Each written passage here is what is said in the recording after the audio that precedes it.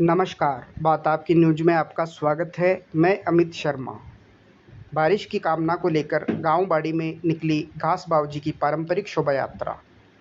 गाँव बाड़ी में डीजे ढोल के साथ इंद्रदेव को मनाने के लिए पारंपरिक तरीके से बैल के साथ घास बावजी को पूरे गाँव की परिक्रमा, घास बावजी को डीजे बैल की जोड़ों के साथ पूरे गाँव की परिक्रमा करते हुए सभी देवताओं को धूप ध्यान किया, साथ पूरे गाँव में लगाई फेरी।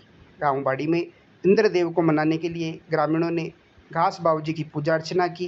घास बावजी की शोभा यात्रा में उमड़े सैकड़ों की तादाद में लोग मौजूद रहे। गांव में विराजे देवी देवताओं को धूप अगरबत्ती कर पूजा की व सभी देवी देवताओं को प्रसन्न करने के लिए गांव वालों ने प्रार्थना की। Bureau report Rakesh Kumawat.